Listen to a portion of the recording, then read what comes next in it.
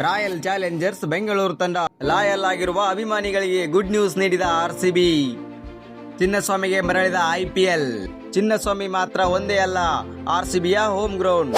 RCB ಚಿನ್ನಸ್ವಾಮಿಗೆ ಮರಳಲು ಪಟ್ಟು ಹಿಡಿದು ಕೂತಂತ ವ್ಯಕ್ತಿ ಯಾರು ಗೊತ್ತಾ? ನಮಸ್ಕಾರ ಸ್ನೇಹಿತರೆ, ರಾಯಲ್ ಚಾಲೆಂಜರ್ಸ್ ಬೆಂಗಳೂರು ತಂಡ ಇದು ಲಾಯಲಿಟಿಗೆ ಹೆಸರಾದಂತ ತಂಡ. ಈ ರಾಯಲ್ ಚಾಲೆಂಜರ್ಸ್ ಬೆಂಗಳೂರು ತಂಡ ಮತ್ತೆ ತನ್ನ ಲಾಯಲಿಟಿಯನ್ನ ಕಾಪಾಡಿಕೊಂಡಿದೆ ಅಂತ ಹೇಳಬಹುದು. ರಾಯಲ್ ಚಾಲೆಂಜರ್ಸ್ ಬೆಂಗಳೂರು ತಂಡ ಶತಾಯಗತಾಯ ಕಷ್ಟಪಟ್ಟು ಹಾಗೆ ಕೆಲವು ವ್ಯಕ್ತಿಗಳನ್ನ ಒಪ್ಪಿಸಿ ಕೂಡ ರಾಯಲ್ ಚಾಲೆಂಜರ್ಸ್ ಬೆಂಗಳೂರು ತಂಡ 2028ರ ಓಪನಿಂಗ್ ಸೆರೆಮನಿ ಮ್ಯಾಚ್ ಅನ್ನ ಮತ್ತೆ ಚಿನ್ನಸ್ವಾಮಿಗೆ ತರಳಲು ಮಾಡಿದ ಕಷ್ಟ ಅಷ್ಟಿಷ್ಟಲ್ಲ. ಮತ್ತೆ ರಾಯಲ್ ಚಾಲೆಂಜರ್ಸ್ ಬೆಂಗಳೂರು ಚಿನ್ನಸ್ವಾಮಿಯಲ್ಲಿ ಮೆರಗು ಕಾಣಲಿದೆ. ಚಿನ್ನಸ್ವಾಮಿಯಲ್ಲಿ ಎಷ್ಟು ಮ್ಯಾಚ್ ನಡೆಯಲಿವೆ ಗೊತ್ತಾ? ರಾಯಲ್ ಚಾಲೆಂಜರ್ಸ್ ಬೆಂಗಳೂರು ತಂಡ 2026ರ ಓಪನಿಂಗ್ ಮ್ಯಾಚ್ ಅನ್ನ ಹಿಡಿದುಕೊಂಡು 5 ಮ್ಯಾಚ್ಗಳನ್ನ ತನ್ನ ಹೋಮ್ ಪಂದ್ಯವನ್ನಾಗಿ ಚಿನ್ನಸ್ವಾಮಿನಲ್ಲಿ ಆಡುತ್ತೆ. ಹಾಗೆ ಉಳಿದ 2 ಪಂದ್ಯಗಳನ್ನ ಛತ್ತೀಸ್ಗಢದ ರಾಯ್ಪುರ್ನಲ್ಲಿ ತನ್ನ 2ನೇ ಹೋಮ್ ಗ್ರೌಂಡ್ ಆಗಿ ಛತ್ತೀಸ್ಗಢನಲ್ಲಿ ಕೂಡ 2 ಪಂದ್ಯವನ್ನ ಆಡುತ್ತೆ. ಹಾಗೆ 1 ಸೆಮಿಫೈನಲ್ 1 ಫೈನಲ್ ಕೂಡ ನಮ್ಮ ಚಿನ್ನಸ್ವಾಮಿ ಸ್ಟೇಡಿಯಂಗೆ ಆತಿಥ್ಯವನ್ನ ವಹಿಸಲಿದೆ. ಇದು ಆರ್ಸಿಬಿ ಅಭಿಮಾನಿಗಳಿಗೆ ಒಂದು ಬಹುದೊಡ್ಡ ಗುಡ್ ನ್ಯೂಸ್.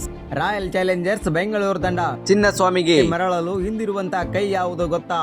ಅದು ಬೇರೆ ಯಾರು ಅಲ್ಲ, ಕನ್ನಡಿಗ ವೆಂಕಟೇಶ್ ಪ್ರಸಾದ್. ಈತ ಚಿನ್ನಸ್ವಾಮಿಗೆ ಮರಳಿ IPL ತರಲು ಮಾಡಿದ ಕಷ್ಟ ಅಷ್ಟಿಷ್ಟಲ್ಲ. ಇತ್ತ ಒಂದು ಕಡೆ ಆರ್ಸಿಬಿಯ ಮ್ಯಾನೇಜ್ಮೆಂಟ್ನವರು ನಾವು ಚಿನ್ನಸ್ವಾಮಿ ಸ್ಟೇಡಿಯಂನಲ್ಲಿ ಆಡಲ್ಲ ಎಂದು ಪಟ್ಟು ಹಿಡಿದು ಕೂತಿದ್ದರು.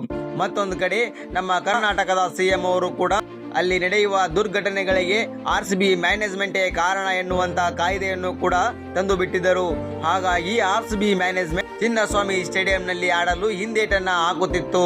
ವೆಂಕಟೇಶ್ ಪ್ರಸಾದ್, ರಾಜ್ಯ ಸರ್ಕಾರ ಹಾಗೆ BCCI, ಇನ್ನು ರಾಯಲ್ ಚಾಲೆಂಜರ್ಸ್ ಬೆಂಗಳೂರು ತಂಡದ ಮ್ಯಾನೇಜ್ಮೆಂಟ್ ಮೂವರನ್ನು ಕೂಡ ಒಟ್ಟುಗೂಡಿಸಿ KCCA ಅಧ್ಯಕ್ಷರಾದಂಥ ವೆಂಕಟೇಶ್ ಪ್ರಸಾದ್ ಅವರು ತಮ್ಮ ಮೀಟಿಂಗ್ ನಲ್ಲಿ ಎಲ್ಲರಿಗೂ ಕೂಡ ಯಾರಿಗೆ ತೊಂದರೆಯಾಗದಂತೆ ನಾವು ನಿರ್ಧಾರವನ್ನ ತೆಗೆದುಕೊಳ್ಳುತ್ತೇವೆ ಅಂತೇಳಿ ಆರ್ಸಿಬಿ ಮ್ಯಾನೇಜ್ಮೆಂಟ್ ಹಾಗೆ ಕರ್ನಾಟಕದ ಬೋರ್ಡ್ ಕೂಡ ಮ್ಯಾನೇಜ್ಮೆಂಟ್ ಅಂಡ್ ಇಬ್ಬರು ಕೂಡ ಸೇರಿಕೊಂಡು ಒಪ್ಪಂದವನ್ನ ಮಾಡಿಕೊಂಡಿದ್ದಾರೆ.